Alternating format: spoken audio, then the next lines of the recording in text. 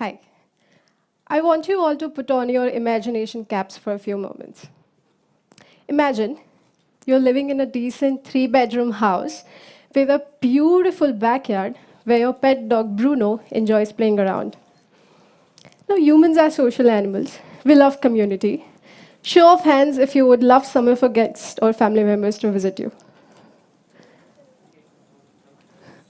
Many, I think. Now, you even prepare some local delicacies for them to try, or would want to take them around later in the evening to show some cultural landmarks. Now we shift to scenario two. Imagine 70 people come visit you. You don't have enough space to start with. Probably some of them wouldn't want to try your local food. All they want is the morning Starbucks coffee, which is okay. But now they have started littering around your house, and Bruno is feeling overwhelmed. There's a Sanskrit proverb that says, Atithi Devo Bhava, meaning the guest is the form of the god. In this situation, I strongly disagree. No animal on this entire planet would feel secure if its habitat is getting destroyed. This whole scenario can be compared with today's tourism. Your guest, the house you're living in, is the destination. Your guests are the tourist. The dog, Bruno, represents local biodiversity, and you are community. And this is an example of not traveling mindfully. Now, I'm not here to talk about how to travel, but rather, we may learn a thing or two about how to travel consciously. In April 2018, 21 days before my master's exams, and a complete breakdown, I took an overnight bus from Pune to Gokarna, a town situated in Karnataka. Now, don't get me wrong, I love studying. But then I had forgotten the importance of a pause. I needed to see, learn, and live more. I had never traveled alone, and here I am embarking on my first solo journey. So while I was riding the bus, I had the same jitters we have when watching Third Empire's decision to see if our favorite cricket batsman is out or no. But I overcome that feeling, and I reached Gokarna. I started exploring the town and even got some souvenirs, and this injected a lot of confidence in me. So the next day, I decided to travel to a nearby town. So I reached there, again, started exploring, and a lady, probably same age as my mother, came to me and asked where was I from if I was traveling alone. And those questions changed the fate of this trip. She learned about my solo journey and she got too excited about it that she even asked me to come visit her home, where she was growing native local vegetables to sell in the local markets. That day, I learned an important lesson of how locals are important in any community for any destination, and how simple it may be to strike up a conversation with a complete stranger. So the next morning, I decided to go to Goa, which was only 3 hours away from Gokarna. While I rode the bus, I was daydreaming about Goa's beautiful beaches, birds chirping around the beach shacks, waves crashing the shore. Sure, it was all there, the birds, the beach, the trees, with addition to an abundance of litter scattered across the sand. And a beach full of people littering the area. That day, I realized today, being a tourist is to be the part of the problem. Globally, tourism is responsible for 8% of greenhouse gas emissions, which is equivalent to emissions produced by 1.4 billion cars on the road, or an annual emission of an entire country such as Netherlands. Each year, tourists generate 75 million tons of plastic. If you don't know what that looks like, imagine the weight of over 10,000 Eiffel Towers. It's bizarre if you think about it. On the top of this, we are constantly deteriorating our coral reefs, disturbing our wildlife, polluting our oceans, and clearing the forest to build newer resorts. Well, it's not all bad news. Somebody got to be doing it right.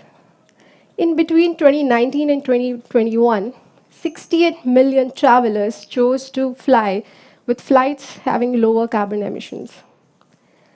Responsible tourism is flourishing in some of the countries, such as Bhutan. It's one of the happiest countries in the world and is carbon negative. Bhutan's tourism policy, high value, low impact, ensures that the number of tourists visiting the country each year should not exceed the carrying capacity of the nation's tourism infrastructure. In short, they're trying to prevent the over tourism by giving them absolute local experience. The way we think about travel has to change.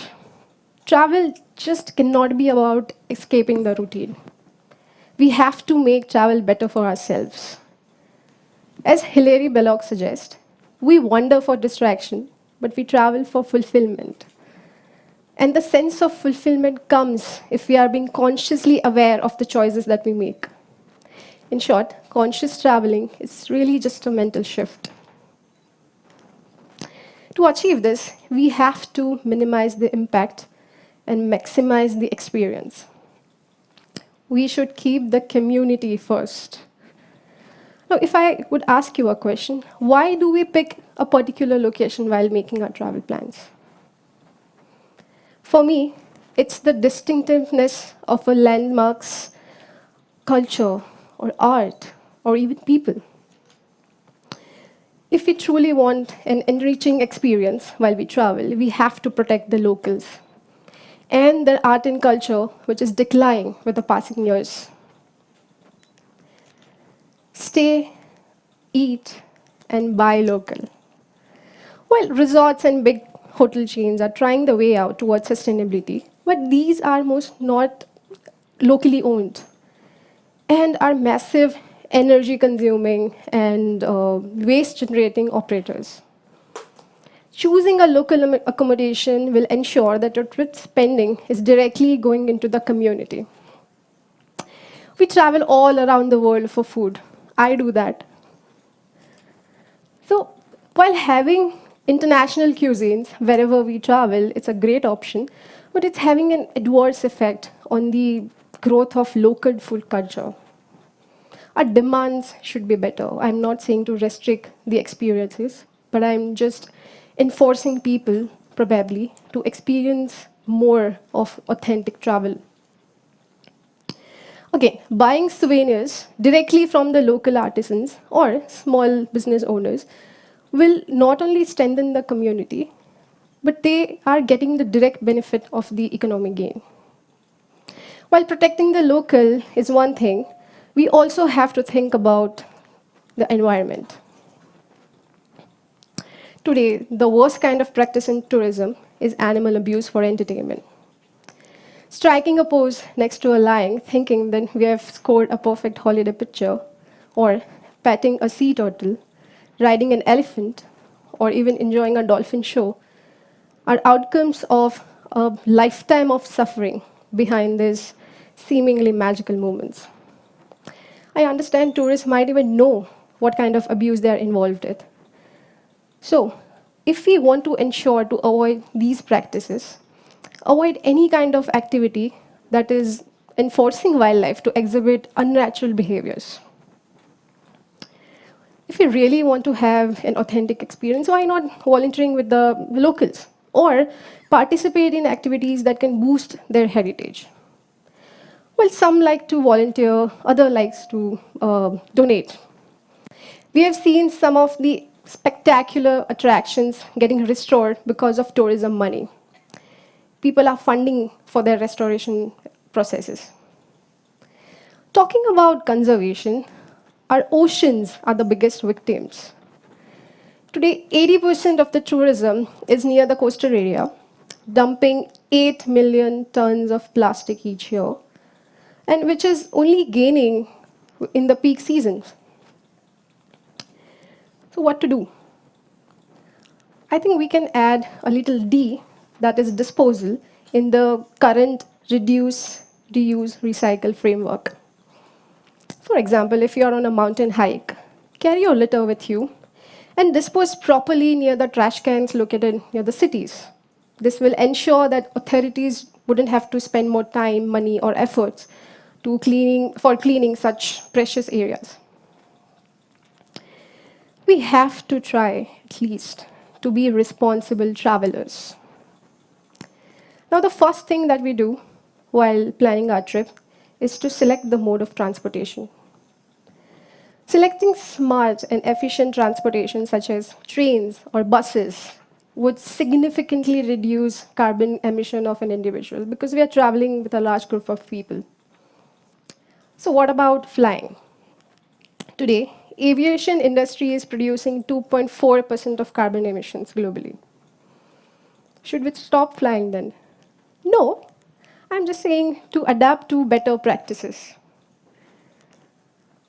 Google and Skyscanner search engines are providing an eco-friendly option to check your flight's carbon emission.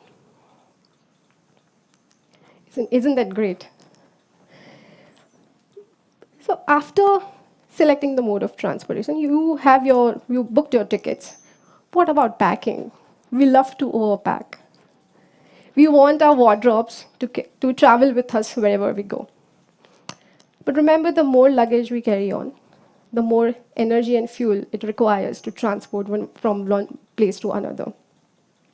If we really want to pack, why not reusables? Like a water bottle, a metallic straw, or even a mug. These are your superheroes. These days, we can get water refill stations everywhere we travel, mostly in airports, in hotels. Nowadays, even coffee shops have started giving off a little discount if we bring our own cup. Amazing. I understand these are mindful choices. We need a little extra effort to be conscious about these things. But talking about mindfulness, we have to be mindful about keeping natural items in the nature to maintain the overall ecosystem. These items can be somebody's home. Wildlife uses these for their home, shelter, or even for food. We have already seen the consequences of letting wildlife enjoy a world free of human interventions. Coming to my last point of raising our voices to educate people about these current issues. Now, isn't traveling the purest form of education? But it's a different ball game if people are not aware of the detrimental effects they might have on tourism industry because of their irresponsible actions. None of us are perfect, but I can assure you, conscious traveling will reduce what's unnecessary and excessive to what's truly important in life. That is patience and open mind and life learning, friends and experiences.